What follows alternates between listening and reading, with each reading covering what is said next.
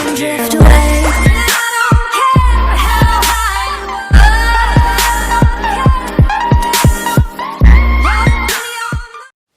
Om Swastiastu, perkenalkan nama saya Double Secretary Wijaya Putra. Di sini saya akan menjelaskan mengenai map-mapping yang telah saya buat mengenai laporan arus kas. Yang pertama yaitu di sini saya akan mulai dengan definisi laporan arus kas. Laporan arus kas adalah bagian dari laporan keuangan suatu perusahaan yang dihasilkan pada suatu periode akuntansi yang menunjukkan aliran masuk dan keluarnya dana perusahaan. Dalam arti sempit, laporan arus kas artinya sebuah laporan keuangan yang menyajikan arus kas masuk dan kas yang keluar dari sebuah perusahaan tersebut. Laporan arus kas juga menyediakan informasi yang berguna tentang pola pinjaman perusahaan, pembayaran kembali, dan investasi oleh pemilik dan dividen. Selanjutnya yaitu komponen laporan arus kas. Terdapat 3 komponen pada arus kas, yaitu yang pertama arus kas dari kegiatan operasi. Arus kas dari kegiatan operasi adalah suatu kas atau arus kas yang berasal dari transaksi dari kegiatan itu sendiri. Biasanya transaksi ini berupa pemasukan atau pengeluaran perusahaan. Contohnya adalah transaksi yang mencakup penerimaan uang dari konsumen, pembayaran utang, gaji karyawan, pelunasan pajak, dan sebagainya. Yang selanjutnya yaitu arus kas dari kegiatan investasi. Arus kas dari kegiatan investasi adalah arus kas dalam bentuk pemasukan atau pengeluaran. Umumnya, arus kas ini yang mempengaruhi investasi dalam aset non-lancar adalah arus kas dari kegiatan investasi. Selanjutnya yaitu arus kas dari kegiatan pendanaan. Biasanya arus kas dari kegiatan pendanaan ini berasal dari transaksi yang mempengaruhi utang dan ekuitas perusahaan.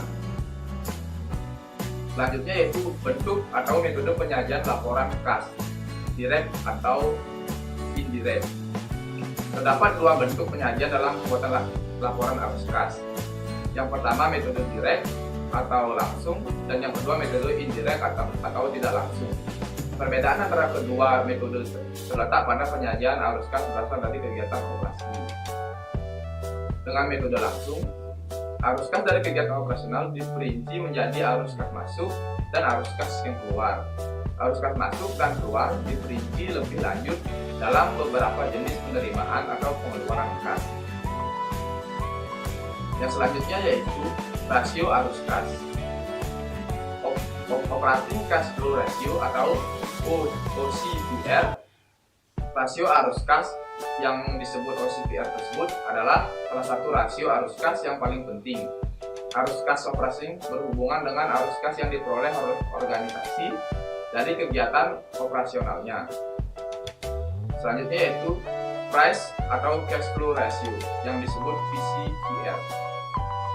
Rasio ini sering dianggap sebagai sebuah indikasi yang lebih baik dari nilai suatu organisasi bisnis apabila dibandingkan dengan rasio harga terhadap pendapatan.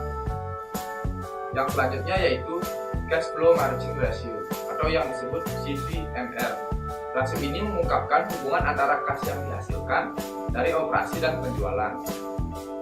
Organisasi bisnis membutuhkan uang tunai untuk membayar dividennya, pemasok, utang, dan berinvestasi dalam aset modal yang baru. Selanjutnya yaitu Cash Flow from Operation atau Average Total Liabilitas.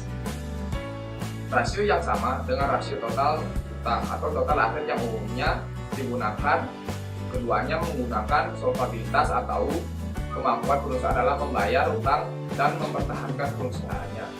Yang selanjutnya yaitu Current Ratio. Current Ratio adalah arus kas yang paling sederhana. Rasio ini memberikan informasi bagi pemilik tentang bisnis kemampuan atau aset lancarnya dalam memenuhi utang saat ini. Selanjutnya yaitu Quick Ratio. Quick Ratio merupakan tes likuiditas yang lebih spesifik daripada Current Ratio. Rasio ini mengukur persediaan dan mengukur likuiditas perusahaan dalam menjual untuk memenuhi kewajiban utang jangka pendeknya. Baik, selanjutnya keterbatasan laporan arus kas. Berikut beberapa keterbatasan pelaporan arus kas saat ini. Yang pertama yaitu tidak diharuskannya pengungkapan terpisah untuk arus kas yang terkait dengan pos luar biasa atau operasi yang dihentikan. Yang kedua yaitu bunga dan dividen yang serta bunga yang dibayarkannya dikelompokkan sebagai arus kas operasi. Yang ketiga yaitu pajak dikelompokkan sebagai arus kas operasi. Dan yang terakhir yaitu pemindahan laba atau rugi, penjualan aset tetap atau investasi sebelum pajak dari aktivitas operasi mendominasi analisis atas aktiva operasi dan aktivitas investasi. Selanjutnya yaitu komponen laporan arus kas. Dalam laporan arus kas, penerimaan dan pembayaran diklasifikasikan menurut 3 kategori. Yang pertama yaitu aktivitas operasi, yang kedua investasi, dan yang terakhir yaitu pembiayaan. Selanjutnya yaitu arus kas dari aktivasi operasi. Arus kas yang paling utama dari perusahaan adalah terkait dengan aktivitas operasi.